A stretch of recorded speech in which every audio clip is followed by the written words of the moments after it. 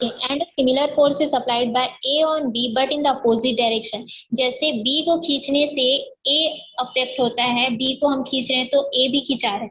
अगर बी को खींचने से ए खिंचा रहा है तो इसी तरह से ए भी जो है, बी अगर ए पे फोर्स लगा रहा है तो ए भी बी पे फोर्स लगाएगा, बट अपोजिट डायरेक्शन की तरफ फोर्स लगाएगा। ठीक है, कैसे अपोजिट डायरेक्शन की तरफ, ये देखिए, पहले बी ए की तरफ फोर्स लगा रहा है, फिर यही ए क्या करेगा, बी पे फोर्स लगाएगा बट अपोजिट डायरेक्शन में फोर्स लगाएगा। ठीक है, thus both the similar forces act upon two different object। इस तरह से फोर्स तो सिमिलर लग रहा है बट ऑब्जेक्ट क्या है, अलग अलग है, स्प्रिंग ए और spring B. When one body applies a force on the second body, the second body also applies the same amount of force on the first body, but in the opposite direction।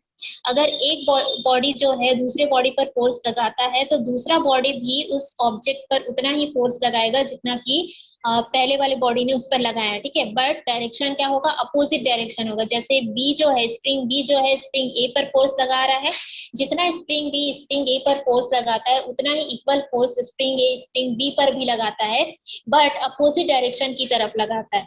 Clear है, समझ आ रहा है? Yes ma'am. Okay.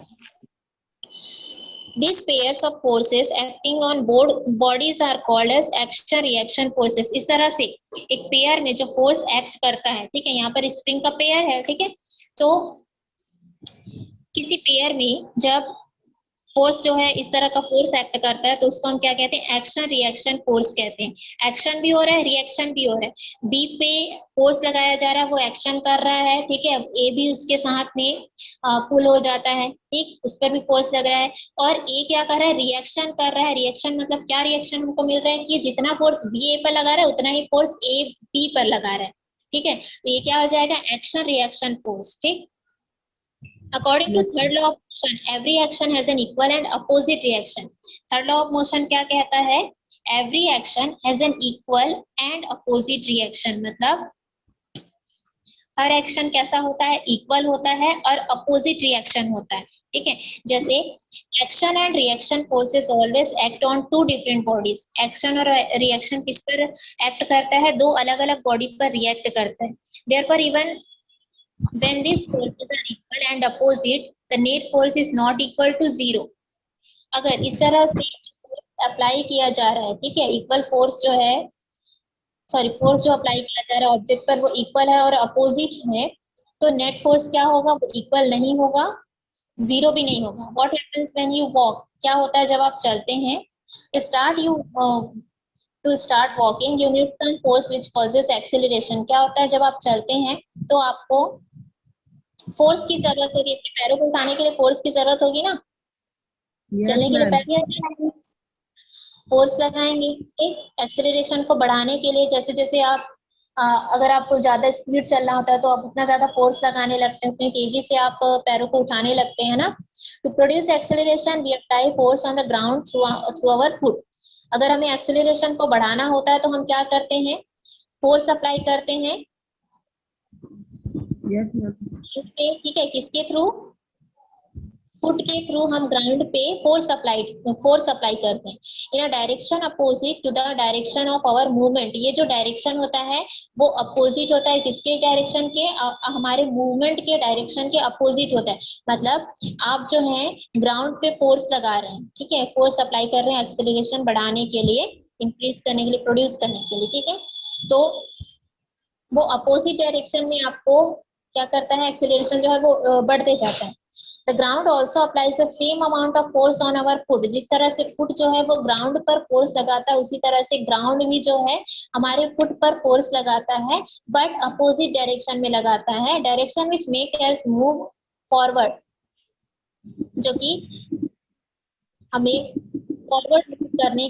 Forward move करने के लायक बनाता है। ठीक है, notice that even if both the action and reaction forces have same magnitude, अगर एक्शन और रिएक्शन फोर्स जो लगाया जा रहा है उसका जो मैग्नीट्यूड है अगर वो सेम रहा, they do not cause the same acceleration as the masses of both the bodies on which action reaction forces act are different। तो अगर फोर्स जो है इक्वल लग रहा है, मैग्नीट्यूड इक्वल लग रहा है, तो एक्सेलरेशन जो होगा सेम एक्सेलरेशन प्रोड्यूस नहीं होगा, और जो मास होगा, दोनों का जो मास होगा वो अलग अलग होगा, ठीक है। एक्शन फोर्स का मास अलग होगा, जो मास आप लगा रहे हैं रिएक्शन का मास अलग होगा, ठीक है। The earth does not start moving backward on getting pushed by our feet. क्या आपको लगता है कि अगर आप बैकवर्ड चलते हैं, अगर आप पीछे की तरफ चलते हैं, तो अर्थ जो है वो भी पीछे की तरफ मूव करता होगा?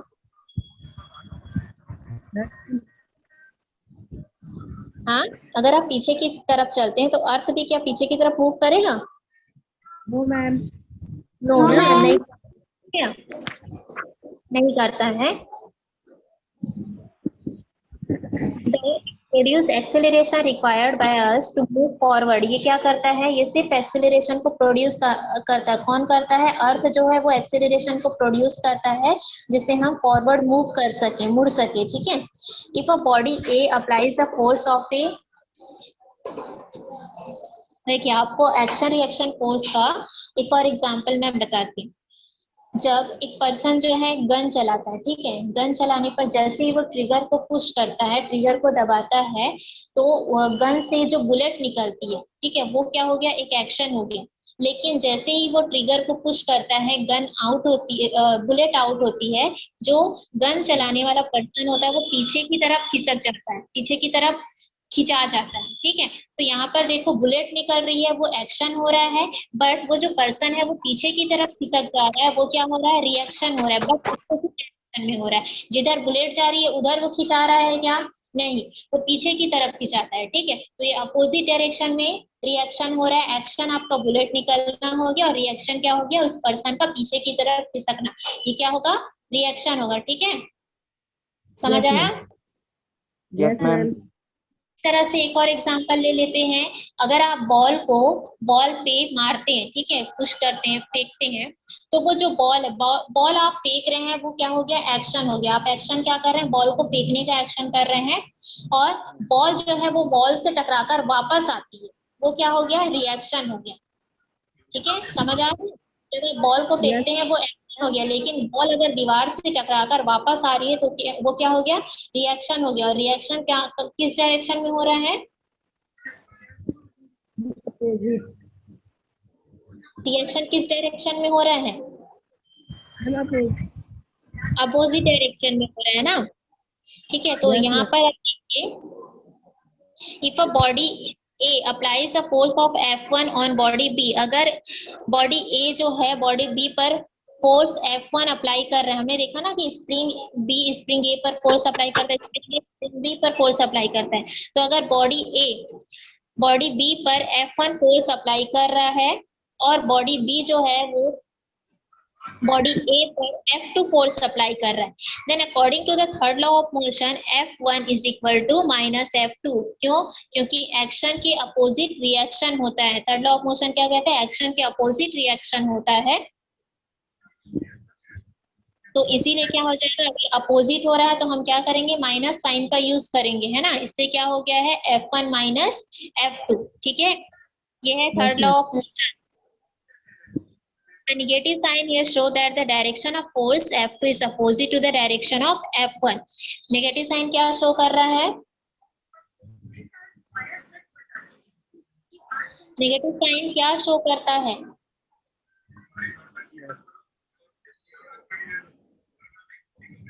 बताइए, नेगेटिव साइन क्या शो कर रहा है? Ma'am force B.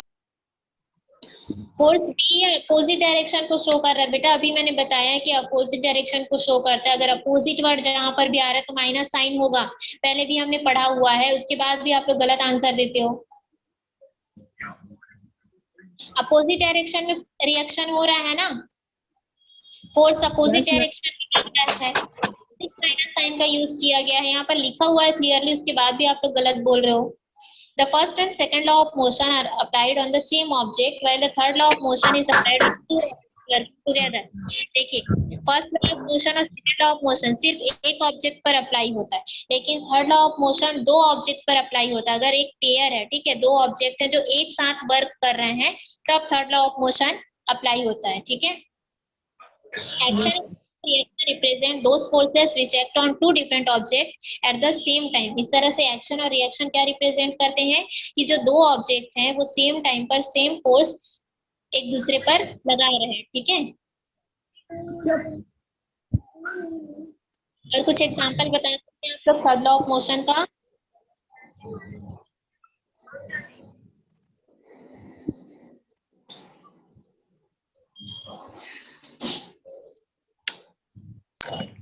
आगे बढ़ते हैं।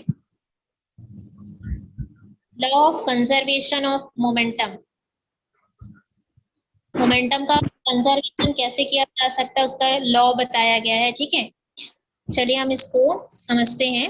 Suppose you have two balls, आपके पास दो बॉल है, बॉल ए बॉल बी, जिसका मास है, बॉल ए का मास है वेट ma और बॉल बी का मास या वेट है mb। ठीक है, this to move in a straight line at a velocity of ua and ub respectively. ये जो दोनों हैं वो एक स्ट्रेट लाइन में मूव कर रहे हैं जिनकी इनिशियल वेलोसिटी क्या है ua। ऑब्जेक्ट ए का इनिशियल वेलोसिटी ua है और ऑब्जेक्ट बी का इनिशियल वेलोसिटी ub है। ठीक, there is no unbalanced force acting on them. यहाँ पर कोई भी अनबैलेंस्ड फोर्स एक्ट नहीं कर रहा है जिससे कि एक साइड फोर्स लगे। ठीक है, जिससे कि पोजीशन चेंज हो। ठीक, तो यहाँ पर अनबैलेंस्ड फोर्स एक्ट नहीं कर रहा है।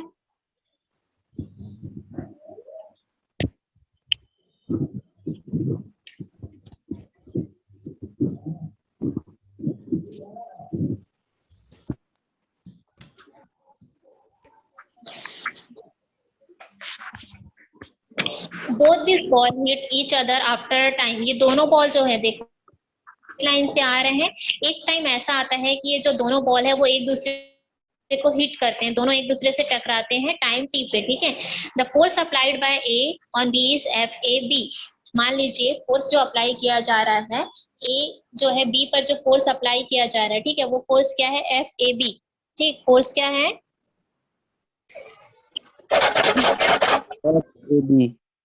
F A B. इसी तरह से अगर बी है, माइक म्यूट कीजिए तो आप तो। इसी तरह से अगर ऑब्जेक्ट बी ऑब्जेक्ट ए पर अगर फोर्स लगा रहा है तब फोर्स क्या हो जाएगा, फोर्स हो जाएगा एफ बी ए। ठीक, समझ आया? Thus the velocity of A and B now becomes VA and VB respectively। अब वेलोसिटी क्या हो जाती, इनिशियल वेलोसिटी क्या थी UA और UB थी, बाद में जब ये इनकी वेलोसिटी क्या हो जाती है VA और VB हो जाती है। ठीक, यहाँ पर देखिए ऑब्जेक्ट यहाँ पर दो बॉल हमने लिया है, बॉल ए बॉल बी, जिसका मास है ma mb और इनिशियल वेलोसिटी क्या है, दोनों एक स्ट्रेट लाइन में चल रहे हैं। देखो दोनों एक स्ट्रेट लाइन में चल रहे हैं इस तरह से। ठीक है, लेकिन एक टाइम ऐसा आता है कि दोनों आपस में टकरा जाते हैं। ठीक, तो यहाँ पर बॉल ए का इनिशियल वेलोसिटी ua है, बॉल बी का इनिशियल वेलोसिटी ub है। जब दोनों आपस में टकराते हैं, टकराने पर एक दूसरे पर फोर्स डालते हैं, है ना। बॉल ए जो है बॉल बी पे फोर्स डालता है, बॉल बी जो है बॉल ए पे फोर्स डालता है। ठीक, तो बॉल ए जब बॉल बी पे फोर्स डालता है तो फोर्स होता है एफ ए बी, और बॉल बी जब बॉल ए पे फोर्स डालता है तो फोर्स होता है एफ बी ए। क्लियर है यहाँ तक? Yes ma'am. Okay, yes ma'am. After collision, collision होने के बाद में मतलब टकराने के बाद में, कोलिजन मींस होता है टकराना। ठीक है, कोलिजन होने के बाद में फिर से ये अलग अलग हो जाते हैं, तब इनकी वेलोसिटी क्या होती है VA और VB।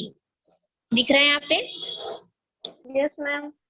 बॉल ए की वेलोसिटी फाइनल वेलोसिटी हो जाएगी VA और बॉल बी की फाइनल वेलोसिटी हो जाएगी VB। ठीक, अब हम देखते हैं आगे। The force applied by each ball on each other is equal and opposite. तो इस तरह से आपने क्या देखा कि जो दोनों बॉल हैं, बॉल ए और बॉल बी, दोनों एक दूसरे पर इक्वल फोर्स लगा रहे हैं बट अपोजिट डायरेक्शन में फोर्स लगा रहे हैं ना। Yes ma'am. ठीक है, yes ma'am. To third law of motion means F B. अब थर्ड लॉ ऑफ मोशन क्या होता है, फॉर्मूला क्या है थर्ड लॉ ऑफ मोशन का?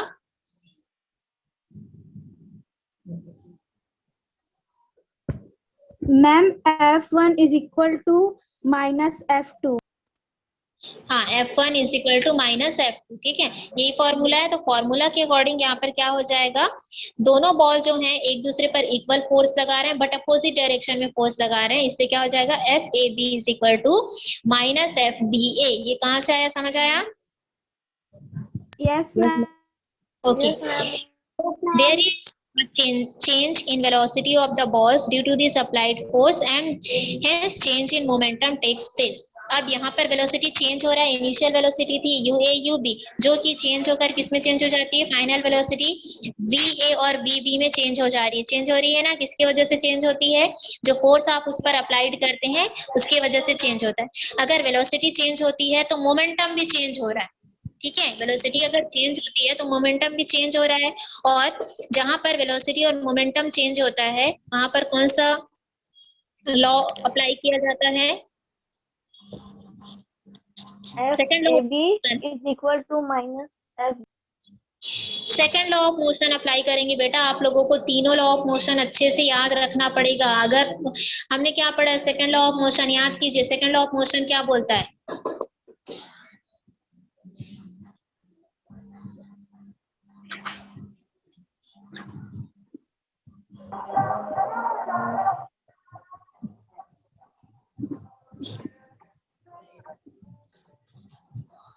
सेकंड लॉ ऑफ मोशन बोलता है the rate change of momentum of an object. किसी ऑब्जेक्ट के मोमेंटम के चेंज होने का जो रेट होता है वो डायरेक्टली प्रोपोर्शनल होता है उस ऑब्जेक्ट पर लगाए गए अनबैलेंस फोर्स की। यही पढ़ा है। यहाँ पर देखिए वेलोसिटी चेंज के साथ साथ में मोमेंटम भी चेंज हो रहा है कि नहीं। और अगर मोमेंटम चेंज हो रहा है तो यहाँ पे लोगों को सेकंड लॉ ऑफ मोशन नहीं दिखता है।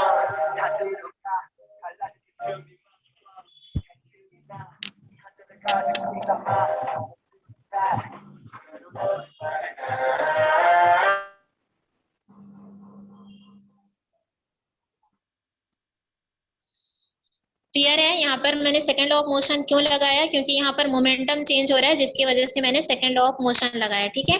तो फोर्स इज इक्वल टू क्या हो जाएगा, सेकंड लॉ ऑफ मोशन के अकॉर्डिंग क्या होता है, force is equal to rate of change in momentum, यही होता है। Yes, ma'am.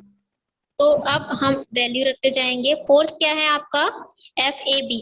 सबसे पहले बॉल ए जो है बॉल बी पर जो फोर्स लगा रहा है उसको हम देखेंगे। तो FAB इज इक्वल टू क्या हो जाएगा, rate of change in momentum.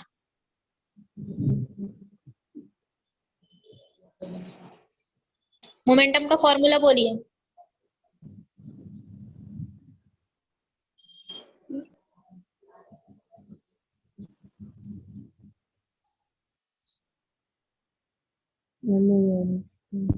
मास और वेलोसिटी आता है, मोमेंटम में क्या आता है, Mass और मास velocity. है ना। और यहाँ पर टाइम भी दिया हुआ है तो उसके अकॉर्डिंग हम फॉर्मूला में वैल्यू रखते जाएंगे। तो मास क्या है, mb, ठीक है। वेलोसिटी क्या है, फाइनल वेलोसिटी क्या है इसकी, vb minus initial velocity ua, ठीक है, upon t, time interval t, ठीक। उसी तरह से fba के लिए भी हम ma VA minus UA upon time interval T, ठीक है। From third law of motion, अब यहाँ पर हम थर्ड लॉ ऑफ मोशन से हम लेते हैं FAB इज इक्वल टू क्या हो गया था, माइनस FBA, ठीक। तो वहां पर हम वैल्यू रख देते हैं, FAB का वैल्यू रखेंगे, FBA का वैल्यू रख देंगे। यहाँ पर हमने वैल्यू रख दिया, दिख रहा है आपको? Yes, ma'am. दिख रही है. अब आगे देखिए यहाँ पर हमने क्या किया है, ये T और ये T कैंसिल हो गया ना, ठीक। ये Yes, कैंसिल ma'am. है, उसको ऐसे ही हमने दिया यहाँ पर। अब हम इसका मल्टीप्लाई करेंगे MB का VB से, MB का UB से। समझ आ रहा है, मल्टीप्लाई करते हैं ना ऐसे ही, माइनस MA का VB से और माइनस MA का UA से, ठीक है। मल्टीप्लाई कर देंगे तो क्या हो जाएगा, MB का VB से करेंगे तो MB VB, MB, और यहाँ माइनस साइन है इसलिए हम क्या लगेंगे, MB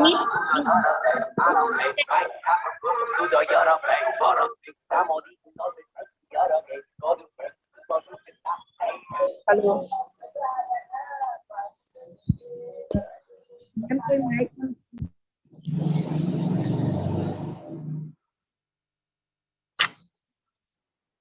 देखिए मल्टीप्लिकेशन ठीक है, यहाँ पर समझ आ रहा है कैसे मल्टीप्लाई किया गया है, M B into V B, ठीक है, M B into U B, और माइनस साइन है इसलिए हमने माइनस साइन लगाया। फिर उसके बाद देखिए M A minus M A है ना, क्योंकि यहाँ पर माइनस एम ए लगा है तो इसलिए क्या हो जाएगा, minus M A V A plus minus minus plus हो जाएगा, तो plus M A U A. ठीक है, यहाँ तक समझ आया? Yes, ma'am. अब Yes, ma'am. देखते हैं, Yes, ma'am. हम क्या कर देते हैं, M A plus M A V A plus M B V B. ठीक है, फाइनल वेलोसिटी वाले को हम एक साइड कर देते हैं, इनिशियल वेलोसिटी वाले को एक साइड कर देते हैं। ठीक है, तो M A V A plus M B V B is equal to M A U A plus M B V B, तो इक्वल हो गया ये। अगर हम इसको minus M A V A को इस साइड ला देते हैं तो ये माइनस किस में चेंज हो जाएगा, प्लस में चेंज हो जाएगा ना। Yes, ma'am. Yes, ma'am. ठीक हो जाएगा। है, यहाँ पर momentum after collision is equal to momentum after before collision, मतलब कोलिजन से पहले momentum is equal to collision के बाद में मोमेंटम, दोनों क्या है, इक्वल है। ठीक है, मतलब यहाँ पर कोई भी मोमेंटम जो है ना तो कम हो रहा है ना तो ज्यादा हो रहा है, तो इस तरह से मोमेंटम का क्या हो रहा है, कंजर्वेशन हो रहा है। क्लियर है? Yes, ma'am. Clear. Yes, ma'am. ठीक है, through this equation we find that when there is an external force applied on the balls, then the total momentum before and after collision remains same. इस equation से हमें क्या समझ आता है कि जब एक्सटर्नल फोर्स अप्लाई किया गया दोनों बॉल पर, तो दोनों का जो टोटल मोमेंटम था, मतलब कोलिजन से पहले और कोलिजन के बाद में, टकराने से पहले और टकराने के बाद में, तो मोमेंटम क्या था, दोनों का सेम था। The total momentum of both the balls does not change through their individual momentum does change, मतलब दोनों का जो मोमेंटम था, दोनों बॉल का जो मोमेंटम था वो बिल्कुल भी चेंज नहीं हुआ, मतलब एक बॉल के मोमेंटम चेंज होने से दोनों पर कोई असर नहीं हुआ, है ना। This is known as the law of conservation of momentum. इसी को क्या कहा जाता है, law of conservation of momentum कहा जाता है, जहां पर मोमेंटम जो है ना तो लॉस्ट हो रहा है। ठीक है,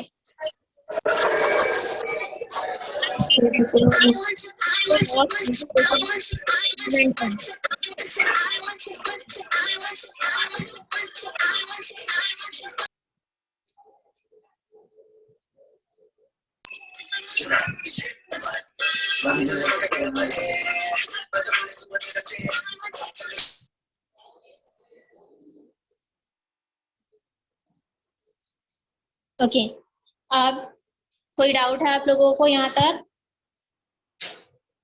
No, ma'am.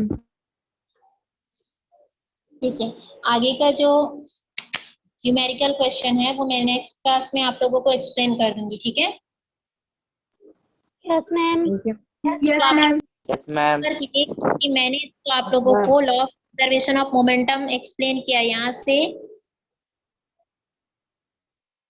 यहाँ तक आपको अपनी कॉपी में नोट करना है और इसे चेक करवाना है। मैम ये पूरा ठीक है? करना है नोट? हाँ, पूरा मैम ये आज का होमवर्क यहाँ तक। ठीक है? Yes, ma'am. ओके।